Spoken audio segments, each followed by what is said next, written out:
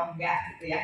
Mungkin kalau nggak ada kitab Galatia, kita punya anak laki, kita punya cucu laki, wajib disunat. Sekarang sih nggak apa-apa disunat, alasannya kesehatan ya, bukan karena wajib. Kalau nggak ada kitab Galatia, mungkin kita harus pakai topi seperti orang Yahudi, ikut upacara Yahudi dan lain sebagainya ya. Jadi masuklah tradisi-tradisi Yahudi dan hukum-hukum Taurat itu dalam kehidupan orang yang mau percaya Injil. Nah, karena kitab Galatia ini kita akhirnya tahu bahwa di dalam Tuhan kita dimerdekakan dari syariat-syariat atau aturan-aturan yang ditambah-tambah oleh para ahli Taurat, gitu ya. Itu garis besar kitab Galatia. Nah, kita akan belajarnya hari ini itu cuma sampai pasal 2 ya. Nanti yang keduanya itu pasal 3, 4, 5. Bagian pertama ini kita akan melihat tanda-tanda Injil sejati dan Injil palsu. Jadi kalau saat ini ada orang memberitakan Injil yang berbeda dengan Injil yang pernah kita dengar, kita bisa tahu ini palsu atau asli. Saat ini sedang marak dengan pemberitaan Kristen progresif. Ada yang pernah dengar? Ya, di TikTok apa ada katanya ya. Orang Kristen yang percaya dengan ajaran Kristen progresif. Nanti saya singgung sedikit ya, apa perbedaannya dengan Injil asli.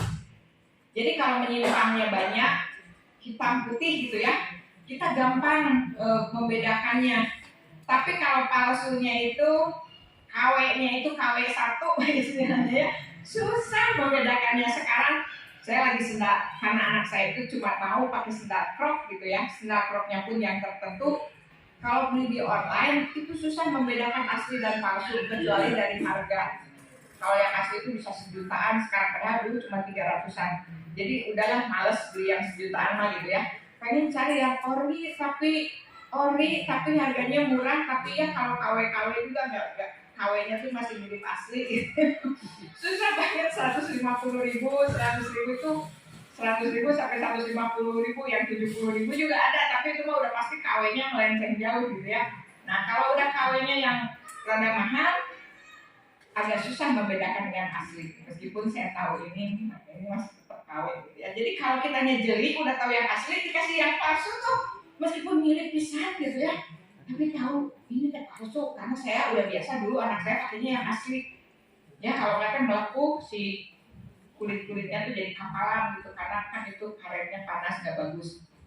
Nah sekarang karena yang aslinya mahal, nggak ada diskon, saya selalu carinya harga spesial gitu ya, di tempat sport station gitu kan, lagi diskon harga spesial 70% juga masih mahal, 50% masih mahal, nggak dibeli ya, harga spesial baru dibeli, sekarang tuh udah nggak ada gitu ya.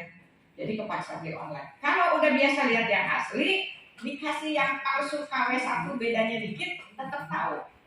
Nah itu diharapkan kita. Kalau kita tahu Injil yang asli, ada yang ajarannya menyimpang dikit, kita tahu. Ya. Jadi hari ini kita akan belajar di kitab Galatia supaya kita bisa tahu kalau ada Injil palsu. Di akhir zaman itu banyak fasih.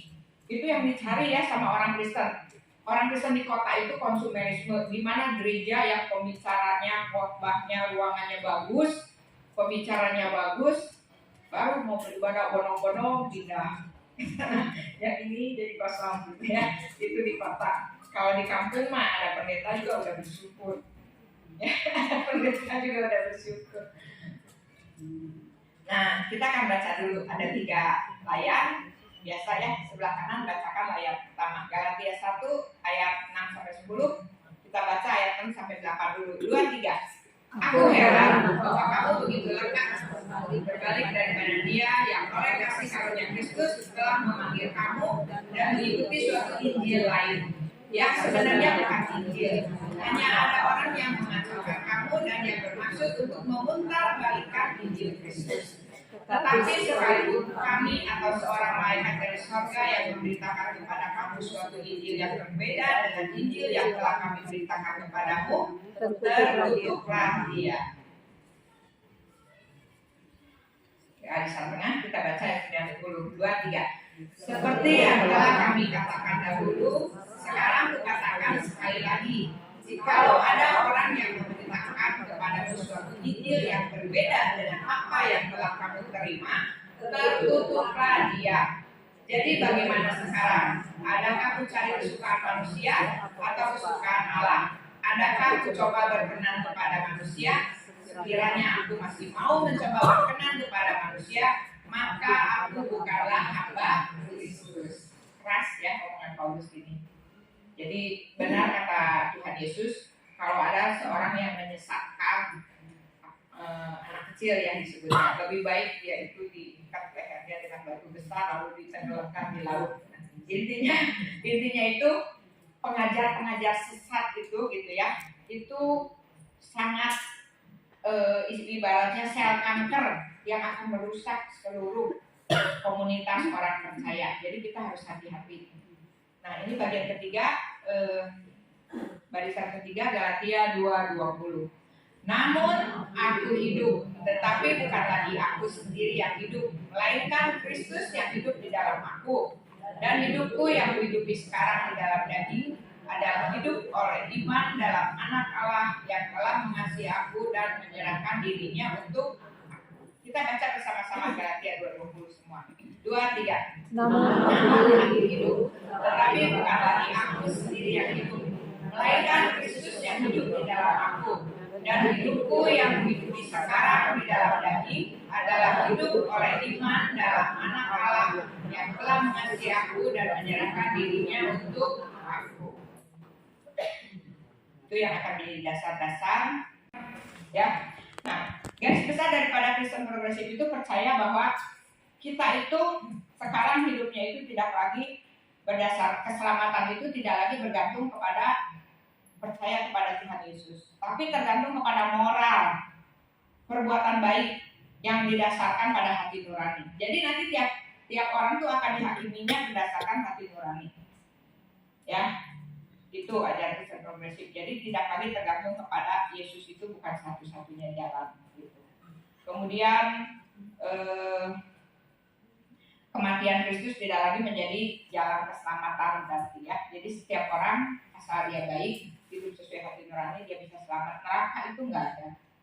Ya Tuhan itu terlalu baik untuk menghukum orang masuk neraka gitu ya. Jadi asal orang itu hidup baik aja. Ada beberapa yang saya catat ketinggalan di tas. Jadi neraka enggak ada, dia hakimi berdasarkan perbuatan baik, kemudian dia lebih merangkul ya semua orang juga bisa selamat ya asal berbuat baik. Jadi ingat ya, kalau pengajarannya itu berbeda dengan pengajaran Injil, pokok-pokok Injil, udah jelas dikatakan semua orang telah berbuat dosa. Semua orang telah kehilangan kemuliaan Allah.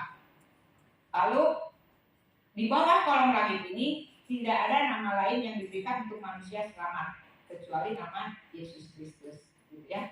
Dan Yesus mati untuk menebus dan mengampuni kita.